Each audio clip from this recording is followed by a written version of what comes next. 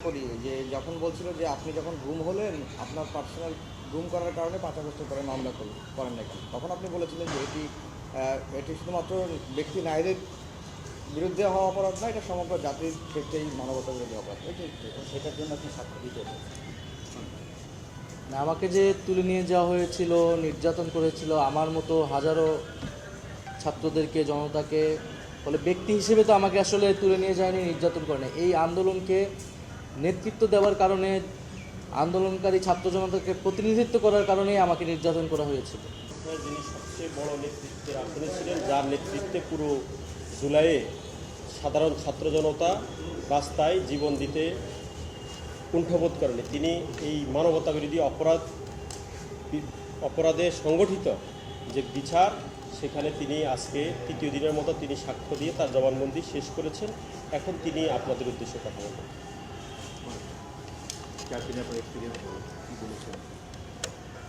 আমি তো এর আগেও আপনাদের সামনে কথা বলেছি, আজকে নতুন করে বলা কিছু না। আজকে আমার সাক্ষ্য দেওয়া এবং জেরা আনুষ্ঠানিকভাবে শেষ হয়েছে এবং আমি আদালতের কাছে আসলে ন্যায় বিচার প্রত্যাশা করেছি এবং যারা আসামি তাদের যাতে কঠোর শাস্তি প্রদান করা হয় এবং এটা অবশ্যই একটা মানবতা বিরোধী অপরাধ হয়েছে।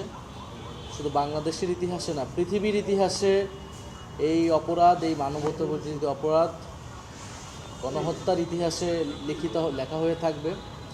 এবং এই মামলায় এখন পর্যন্ত এটা ব্যক্তি হিসেবে শেখ হাসিনাকে আসামি করে এই মামলা চলমান আছে বা বিচারটা হয়তো আসবে, কিন্তু আমি মনে করি যে এটা শুধু ব্যক্তির সংগঠিত অপরাধ নয়, বরং এটা রাজনৈতিক অপরাধ। ফলে দল হিসেবে আওয়ামী লীগকে বিচারের আওতায় আনা উচিত। ট্রাইব্যুনালের শেষ সুযোগ আছে, আমরা ট্রাইব্যুনালের কাছে আবেদন জানাবো। ট্রাইব্যুনালের কাছে এখন যথেষ্ট তথ্য প্রমাণ এসেছে এবং শেখ হাসিনা যেহেতু দলীয় প্রধান এবং রাজনৈতিকভাবে ক্ষমতা নিরঙ্কুশ করতে, ক্ষমতায় টিকে থাকতে জনগণের বিরুদ্ধে গিয়ে তাকে জনগণকে হত্যার সিদ্ধান্ত তিনি নিয়েছিলেন, জনগণ প্রতিরোধ করে তাকে উৎখাত করেছিল। ফলে এটা আওয়ামী লীগের সংগঠিত অপরাধ। রাজনৈতিকভাবে আওয়ামী লীগকে দল হিসেবে বিচারের আওতায় দ্রুত সময়ের মধ্যে আনা উচিত।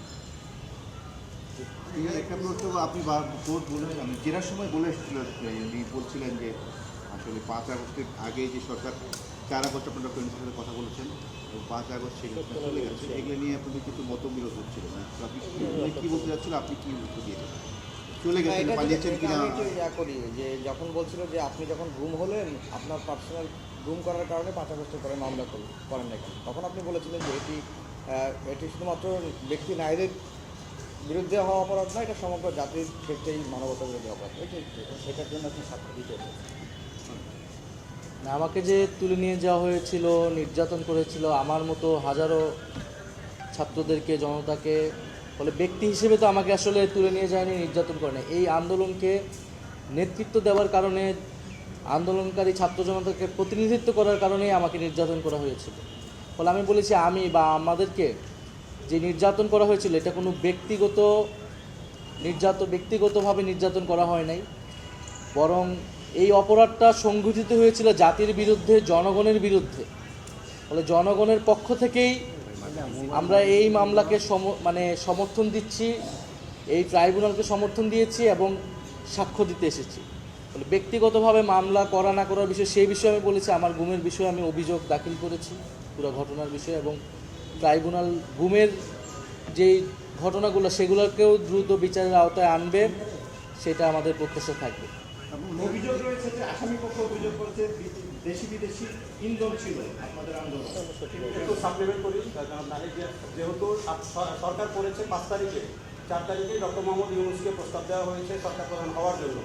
সেই ক্ষেত্রে এই জায়গাটা ধরেই কিন্তু প্রশ্ন করা হচ্ছে যে তাহলে কি ষড়যন্ত্রটা বা পরিকল্পনাটা আগে থেকে হয়েছে কিনা, এই জায়গায় আপনি প্রক্রিয়া করেন।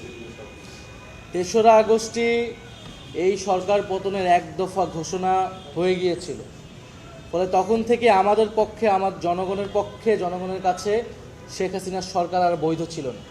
আমরা নতুন সরকার গঠনের প্রস্তুতি নিচ্ছিলাম, কারণ এই সরকারকে আমরা রাজনৈতিকভাবে আমরা মেনে নিচ্ছিলাম না এবং আমরা উৎখাতের ঘোষণা দিয়েছিলাম। ফলে যেই সরকার সেই সময়ে জনগণের বিরুদ্ধে অবস্থান নিয়েছে, নির্বিচারে গুলি চালিয়েছে, এবং 16 বছর ধরে ভোটাধিকার হরণ করে নাগরিক অধিকার হরণ করে ক্ষমতায় ছিল, শান্তিপূর্ণ জুলাই আগস্টের আন্দোলনে গুলি চালিয়েছে, হত্যাযজ্ঞ চালিয়েছে, তার বিরুদ্ধে এক দফা ঘোষণা করাটা, তাকে উৎখাত করার প্রস্তুতি নেওয়াটা বৈধ। এখানে কোনো ষড়যন্ত্রের কিছু নাই, এটা জনগণের পক্ষ থেকে বৈধ ছিল। জনগণের অভ্যুত্থান হিসেবে জুলাই আগস্ট অভ্যুত্থান সংগঠিত হয়েছিল।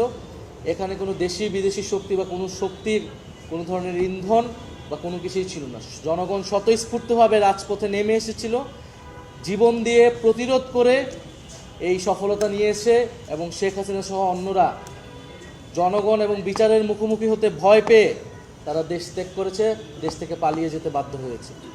আপনি যখন বিচারের আওতায় আনার কথা বলছেন আওয়ামী লীগকে, আমরা তার আগে দেখেছি যে আপনাদের জুলাই যোদ্ধা যারা আপনারা সাক্ষীর ভিতরে কনফাইন্ড থাকেন। আজকে যে NCP অফিসের সামনেও কিন্তু আওয়ামী লীগের মিছিল ছিল, মানে আওয়ামী লীগকে নতুন করে আবার প্রয়োগ করছে। আওয়ামী লীগকে অবশ্যই দলগতভাবে বিচারের আওতায় আনতে হবে, বিচারের মধ্য দিয়েই আওয়ামী লীগের ফয়সালা করতে হবে। এটা আমরা বারবারই বলেছি। আওয়ামী লীগের এখন যে রাজনৈতিক কার্যক্রম অস্থায়ীভাবে নিষিদ্ধ করা হয়েছে, এটা কোনো স্থায়ী সমাধান না।